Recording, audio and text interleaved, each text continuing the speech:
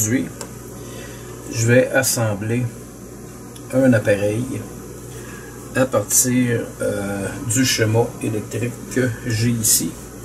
Donc c'est un appareil qui sera en mesure de décharger un condensateur.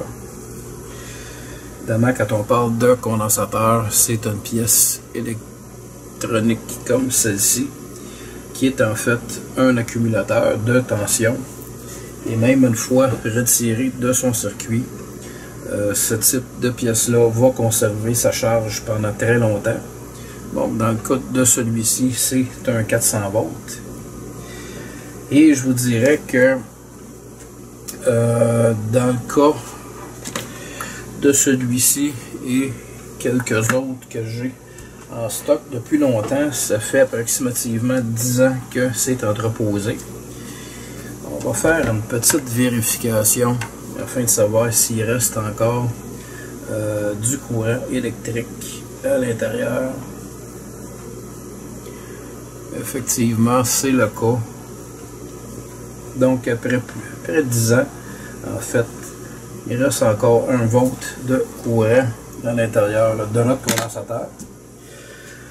Alors je vais fabriquer, ou plutôt assembler, un appareil qui va me permettre de vider le courant ou la tension, si vous voulez, contenue à l'intérieur de mon condensateur. Et pour ce faire, évidemment, j'ai plusieurs pièces déjà disponibles en atelier, quoique avec différentes variables. Ici, j'ai un pont diode 1 ampère 800 volts. Dans le cas de celui-ci, c'est un 1000 volts à 35 ampères, mais ça devrait faire le travail. J'ai quelques pièces déjà disponibles. Résistance 15K, j'en ai une ici. On a ici un régulateur de tension LM317L. En stock, j'ai un 317T qui devrait également faire le travail. Dans le cas de celui-ci, je lui ajouterai tout simplement une pièce de refroidissement à l'arrière. Ma diadesaneuse, je l'ai ici, j'ai exactement le même numéro. Des LED, je pense qu'il m'en reste en stock. Oui. On a des LED en stock. Donc il va tout simplement me manquer, ici j'ai une autre résistance, une 300, ça je l'ai. Il va manquer tout simplement 2 résistances que j'irai me procurer demain. En attendant, je vais tout simplement commencer à préparer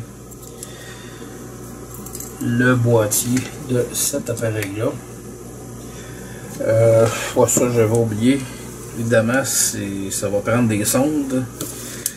C'est ce qu'on voit ici sur le plan. Et c'est des sondes provenant de la récupération d'un appareil qui était hors fonction. Donc un appareil brisé. J'ai récupéré les 2 fils de sonde et ça va me servir dans l'assemblage de cet appareil-là. Donc, un boîtier comme celui-ci que j'ai en stock, qui ne servait pas, ça va servir. Une plaque servant à y ajouter des composants électroniques. Évidemment, les vis de notre couvert. Et j'ai trouvé, évidemment, je conserve toujours, quand je démonte des vieux PC, des espèces de petits supports qu'on va retrouver sur le métal, qui va faire en sorte de tenir la carte mère pour éviter que le dessous de la carte mère fasse contact, si vous voulez, avec la portion métallique. Donc, avec ces petits supports-là, devrait être en mesure de passer ma carte là-dessus et de me faire vraiment un support qui va soutenir ma carte. Évidemment, je vais faire ça dans l'autre portion de mon boîtier. Donc, je vais percer dans cette portion-là. Évidemment, je vais commencer par enlever les deux pièces ici là, qui servent généralement, pour ça c'est des types de boîtiers avec ce genre de truc-là qui va servir par exemple à mettre d'autres types de cartes, des vis. Évidemment, la carte que je vais utiliser est un peu plus grande.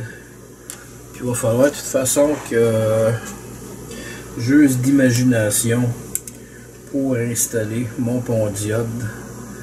Parce que le pont diode qui est inscrit ici, DF08, habituellement, c'est juste une petite puce avec 4 pattes. Évidemment, on a une pièce beaucoup plus grosse ici. Donc, il va falloir faire en sorte de trouver une façon d'ajouter notre pièce à la carte, la faire tenir là, parce qu'évidemment, si on regarde des contacts ici, c'est beaucoup plus gros que les petits trous qui sont là. Est-ce que j'ai envie de percer ma carte? Pas vraiment. Donc, je vais probablement l'installer de cette façon-là, faire seulement un trou et amener des connexions au-dessous de ma carte. Donc, je débute avec la première étape et on va commencer par faire disparaître les deux pièces qui sont là.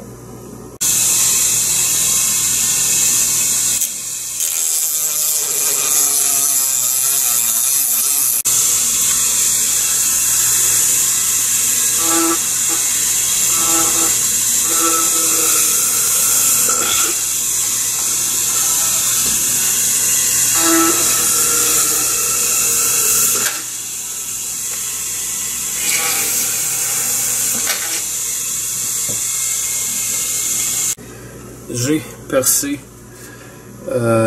les 4 trous que j'avais besoin sous ma plaque, installé mes supports et j'ai rajouté tout simplement une noix, question de monter une petite affaire là, en hauteur ma plaque. Donc on va l'essayer et ça entre parfaitement.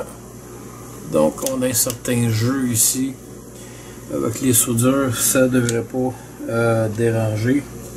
Et à la fin de l'assemblage, je viendrai tout simplement compléter avec un petit boulon comme ça sur chaque patte de façon à tenir en place le circuit. J'ai débuté l'assemblage de mes différents composants électroniques, mais il y a un petit problème, c'est que la carte qui me sert à assembler les pièces est vraiment de très mauvaise qualité. Donc dès que je soude sur cette carte-là, les petites portions métalliques qu'on voit ici où normalement la soudure est censée prendre, ça arrache tout de suite. Donc c'est une difficulté là, de plus que je vais devoir contourner. De toute façon, ce ne sera pas tellement là, difficile à régler comme problème. Évidemment, ce que je vais faire, c'est que j'ai toujours du câblage de ce type-là. Donc des gros câbles avec des petits fils à l'intérieur que j'utilise pour ce type de montage-là. Donc, je récupère les fils qui sont à l'intérieur et je vais me servir de ces fils-là pour faire finalement le tracé de mon schéma. Et je récupère également les gaines qui sont enlevées sur ces fils-là. Et la gaine va me servir éventuellement dans d'autres projets, notamment pour peut-être passer du fil là, à l'intérieur. De toute façon, je ferai une vidéo là-dessus, là, au niveau de la récupération en atelier. Quelque chose qui va être fort intéressant. Donc, je vais tenter plutôt de solidifier les pièces parce qu'on voit ici là, que c'est pas très solide. Fait que je vais solidifier seulement les pièces au niveau de la carte en tentant de les souder le plus près possible de la carte, et je ferai par la suite les connexions aux différents composants à partir des fils que je viens de vous montrer.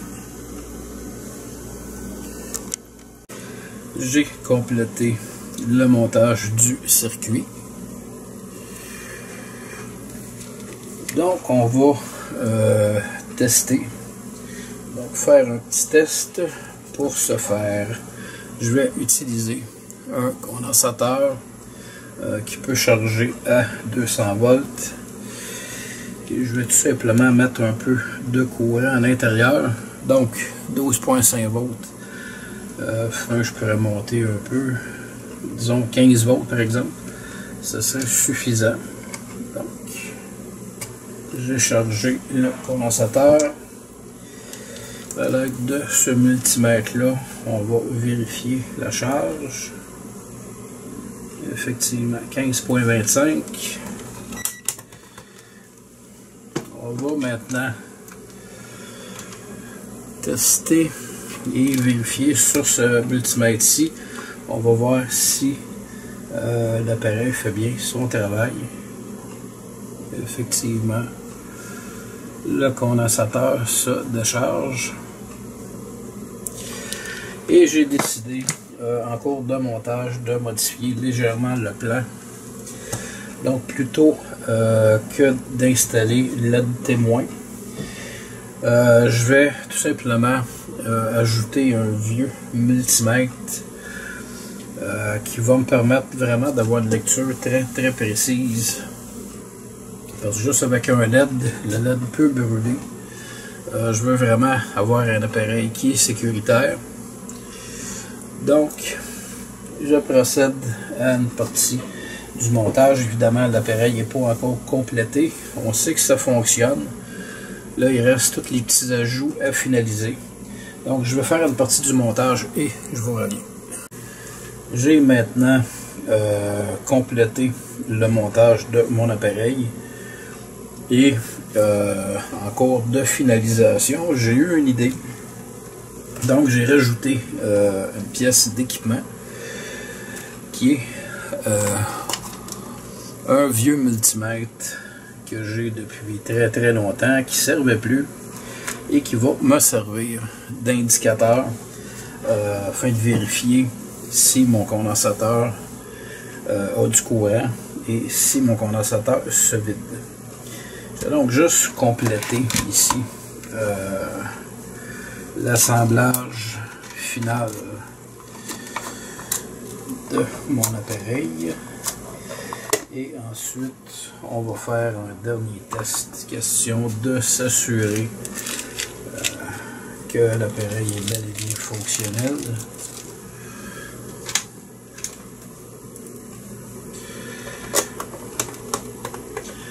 Donc, dans cette portion-là, je pourrais tourner le petit un peu, ça glisse. Je pourrais venir y ajouter des pattes en caoutchouc, quoique je vais peut-être quand même garder cette portion-là libre, parce qu'en cause du multimètre, étant donné qu'il y a une batterie à l'intérieur, donc j'aurai éventuellement à changer ma batterie. On va rajouter les deux autres vis.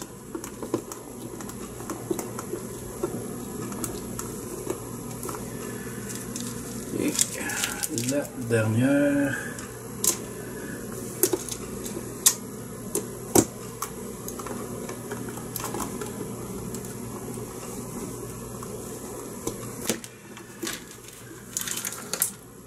Bon, fait que ça fait quand même un appareil qui est assez propre. Donc, un petit peu de nettoyage à faire à ce niveau-là. On va maintenant faire le test final en chargeant à nouveau notre condensateur. Là, j'ai un paquet de fils. Là, t'as un vrai spaghetti.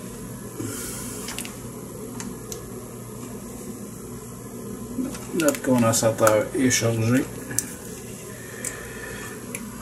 Du moins, je l'espère. J'ai 20 étincelles. Juste vérifier si c'est bien chargé.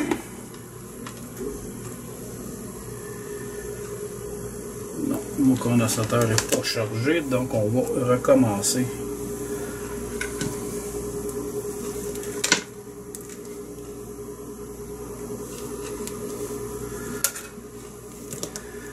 Évidemment, pour faire un test, c'est important d'avoir une charge.